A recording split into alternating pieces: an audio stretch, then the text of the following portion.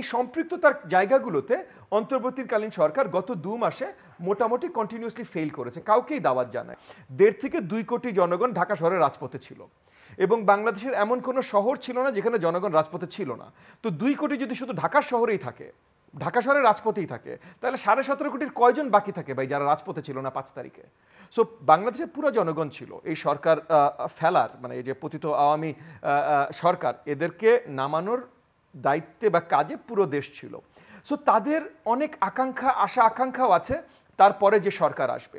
কারণ 15.5 বছর ধরে কিন্তু সব গোষ্ঠী, মানে জনগণের ভিতরে যত গোষ্ঠী খুঁজে পাবেন সব গোষ্ঠী তাদের রাইটস, তাদের যেগুলো প্রাপ্য সেগুলো থেকে তারা বঞ্চিত হয়েছে 15.5 বছর।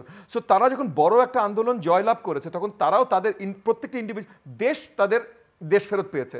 তাহলে প্রত্যেকটা গোষ্ঠী তাদের রাইটগুলো অধিকারগুলো এখন ফেরত চায়। তো এই অধিকার নিয়ে আন্দোলন হবে। এই অধিকার নিয়ে যেমন আন্দোলন হবে, এই অধিকারগুলোর সাথে একটা সম্পৃক্ততা সরকারের থাকতে হবে যে আমরা তো আপনাদের সরকার এবং এই অধিকারের কাজ আমরাও করব, সামনে নির্বাচিত সরকারও করবে। এই যে এই সম্পৃক্ততার জায়গাগুলোতে অন্তর্বর্তীকালীন সরকার গত 2 মাসে মোটামুটি কন্টিনিউয়াসলি ফেল করেছে। কাউকেই দাওয়াত জানায়নি। মেইন স্টেক হোল্ডার যে রাজনৈতিক দলগুলো তাদেরকেও দাওয়াত জানায়নি। একই সাথে যেমন এই জায়গাগুলোতে দাওয়াত জানায়নি, দ্বিতীয় জায়গায় যেখানে ফেইলিয়ার হয়েছে কন্টিনিউয়াস এবং এখনও ফেইলিয়ার হচ্ছে, যে আপনার আইন প্রশাসনকে তারা শক্ত জায়গায় দাঁড়া করাতে এখনো সক্ষম হয়নি। সেটা পুলিশ ফোর্স বলেন, সেটা আমাদের জুডিশিয়ারি বা কোর্ট বলেন, কোনো জায়গাতেই তারা শক্তভাবে তাদেরকে ফিরে এনে দাঁড়া করাতে সক্ষম হয়নি।